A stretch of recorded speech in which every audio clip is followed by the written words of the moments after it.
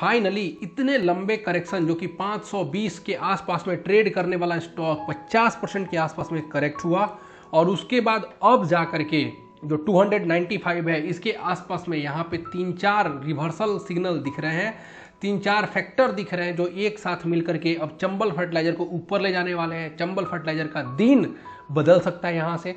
तो अपन इस वीडियो में डिटेल एनालिसिस करने वाले हैं, ये चारों फैक्टर्स को देखने वाले हैं। साथ ही साथ ये देखेंगे कि अगर आप ऑल टाइम हाई पे बाय करके ट्रैप हो गए हो तो ये आपके लिए अपॉर्चुनिटी है कि आप और ऐड करके अपने पोजीशन को बढ़ा करके एवरेज करके नो प्रॉफिट नो लॉस में या फिर प्रॉफिट में बाहर हो सकते हो। आप अगर स्विंग ट्रेडिंग के लिए जाना चाहते हो then this is the golden opportunity for you. इस वीडियो में आपको सबका आंसर क्लियर मिलेगा। So hello buddy, RK is this side, आप देख रहे हैं ट्रेडिंग विद आरके। शुरू करते हैं चंबल फर्टिलाइजर की एनालिसिस वीडियो को। देखो ये है चंबल फर्टिलाइजर का डेली टाइम फ्रेम। अगर आप यहाँ पे ध्यान से देखोगे तो जब ऊपर से ये नीचे गिरा था ना, आकर के यहाँ पे रुक गया। क्यों रुक गया? क्योंकि यहाँ पे इसका एक ट्रेंड लाइन सपोर्ट था। आप देख रहे हो यहाँ से एक ट्रेंड लाइन आपको ऊपर के साइड में जाती हुई दिखेगी जो यहाँ पे देखो, और फाइनली जब ऊपर से इतनी तेजी से नीचे गिरा था तो आकर के वहीं पे ठहरा हुआ था इसका, फिर ऊपर गया। अभी देखो पहले क्या हुआ है कि जब कुछ दिन पहले दैट मीन्स कि 17 नवंबर को इसका ब्रेकडाउन हो गया। देख पा रहे हो आप ये ब्रेकडाउन के बाद एक कंसोलिडेट भी किया, देख पा रहे हो। और यहाँ पे एक हॉरिजॉन्टल लाइन का सपोर्ट है। अब ये सपोर्ट कैसा है वो देखो, जब स्टॉक ऊपर जा रहा था ना देन यहाँ पे फ्लैग पैटर्न का फॉर्मेशन हुआ था, और जो फ्लैग पैटर्न का जो बेस बना था ना ये हॉरिजॉन्टल लाइन यही यहाँ पे इसके ब्रेकडाउन के बाद में सपोर्ट का काम कर दिया है। आज के दिन में जब ये कैंडल बन रहा है 295 रुपया 40 पैसा पे ट्रेड कर रहा है स्टॉक। डेट है 23 नवंबर और टाइम हो रहा है 12 बज रहे हैं अभी। तो 295 40 पैसे पे ट्रेड कर रहा है। तो ये इस ट्रेंड लाइन को ब्रेक कर चुका है और यहाँ पे कंसोलिडेशन के बाद में जो ऊपर से डाउन ट्रेंड था, डाउन ट्रेंड में के बाद कंसोलिडेशन हुआ, उसका ब्रेकआउट दिया है। तो यहाँ पे पॉजिटिव सिग्नल 3-4 जगह से क्रिएट हो रहा है। अब वो चलो मैं एक एक करके आपको एक्सप्लेन करता हूँ कि यहाँ पे कैसे गोल्डन अपॉर्चुनिटी बन रही है। ये तो मैंने डेली टाइम फ्रेम पे दिखाया कि ट्रेंड लाइन जो ब्रेकडाउन हुआ था उसका फिर से ब्रेकआउट हो चुका है और यहाँ से एक रिवर्सल दिख रहा है कंसोलिडेशन के बाद में, ठीक है। अब देखो ये है इसका वीकली टाइम फ्रेम, यहाँ पे आपको और अच्छे से दिखेगा। देखो स्टॉक ऊपर से नीचे फॉल किया है, जब ऊपर गया ना देन ये 50 EMA है जो आपको ग्रीन कलर से दिख रहा है या ब्लैक दिख रहा होगा। तो ये आपको 50 EMA है, ऑलराइट। और ये जो 50 EMA, थोड़ी सी इसकी ब्राइटनेस को बढ़ाते हैं अपन, ये लो। तो ये जो 50 EMA है ना, तो ये 50 EMA रेजिस्टेंस की तरह बिहेव कर दिया और वहां से फिर ये नीचे आ गया। लेकिन अगेन यहाँ पे ट्रेंड लाइन का सपोर्ट बन गया है जो आपने डेली टाइम फ्रेम में भी देख ही लिया है, और नीचे में 200 EMA का भी सपोर्ट था। तो पहले ही यहाँ पे बाइंग शुरू हो गई है। तो एक तो ट्रेंड लाइन अपने पास सिग्नल दे रहा है कि यहाँ से अपन बाइंग के साथ जा सकते हैं, दैट मीन्स कि प्राइस एक्शन एकदम फिट बैठ रहा है। दूसरी चीज़ देखो, जब ये कैंडल बना ना ये वाला, तो नीचे साइड में देखो वॉल्यूम गजब आया था, देख पा रहे हो। ये सिंपल मूविंग एवरेज है, इसके ऊपर में वॉल्यूम चला गया था। उसके बाद ये जो कैंडल बना ना ये वाला, ये बड़ा सा कैंडल है, इसके कंपेयर में बड़ा कैंडल है, लेकिन वॉल्यूम देखो तो डाउन हो गया।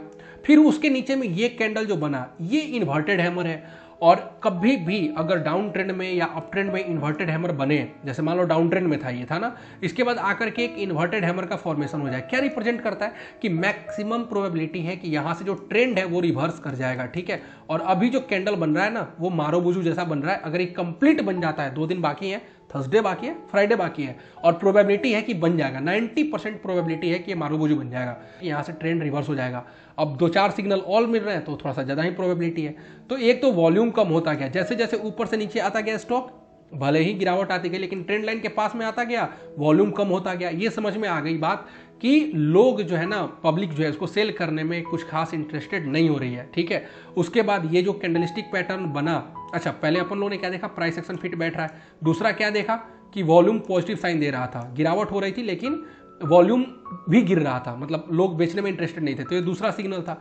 तीसरा सिग्नल क्या है कि यहाँ पे जो कैंडलस्टिक पैटर्न बना, इन्वर्टेड हैमर बनना और उसके बाद में एक मारोबुजू बनना, जो कि 2 दिन बाकी है, बन ही जाएगा, तो वो बन जाता है। तो ये तीसरा सिग्नल होगा कैंडलस्टिक पैटर्न की वजह से कि यहाँ से रिवर्स हो सकता है। और चौथा सिग्नल आपको दिखाता हूँ मैं, आपको पता होगा ना, आप ट्रेडिंग करते हो तो इंडिकेटर में जो एक बहुत जो भरोसेमंद होता है ना, वो इंडिकेटर होता है आपका EMA का जब क्रॉसओवर होता है तो ये गोल्डन क्रॉसओवर कहा जाता है, और जब नीचे साइड में होता है तो उसको डेथ क्रॉस कहा जाता है। डेथ क्रॉस में कभी भी स्टॉक के साथ नहीं जाना चाहिए, फ्रेश बाइंग नहीं करनी चाहिए, और गोल्डन क्रॉसओवर की अपॉर्चुनिटी जब दिख जाए तो आपको मिस नहीं करना चाहिए। यहाँ पे भी सेम कंडीशन हो रहा है। और यहाँ पे अपन मैं ओपन करूँ ये वाला, और ये देखो इसको शिफ्ट करते हैं अपन 10 मिनट में। तो 10 मिनट में आप क्या देखोगे कि गोल्डन क्रॉसओवर हुआ है। ये देखो यहाँ पे आपको दिख रहा है, ये क्लियर देखो यहाँ पे गोल्डन क्रॉसओवर हुआ है। अगर इसके टाइम फ्रेम को और चेंज करोगे, 15 मिनट पे ले जाओगे, तो आपको क्या दिखेगा कि कन्वर्जन हो चुका है और कुछ समय के बाद में ये क्रॉसओवर हो जाएगा।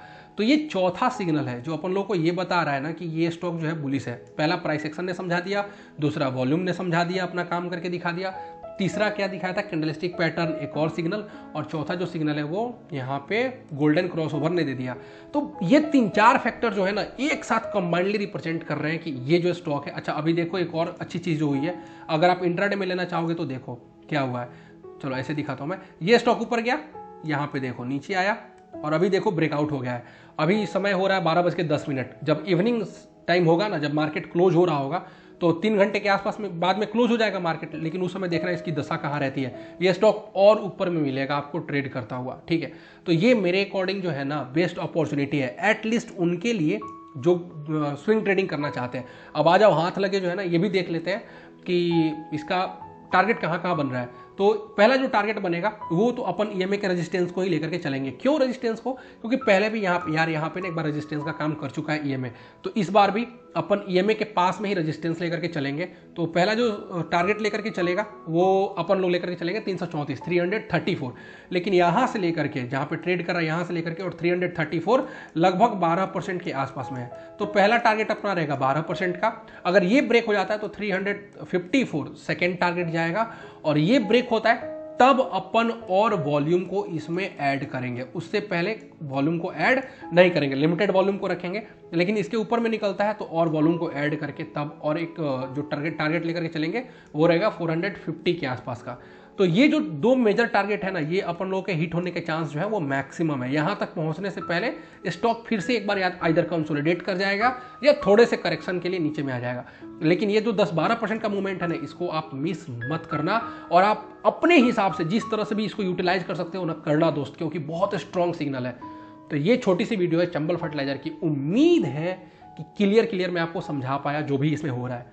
अगर आपको वीडियो अच्छी लगी ना दोस्त, तो थोड़ा सा प्यार दिखाना, एक लाइक कर देना, और अपडेटेड रहने के लिए सब्सक्राइब भी कर लेना। मिलते हैं नेक्स्ट वीडियो में, तब तक के लिए bye bye, take care and thank you so much for watching this video.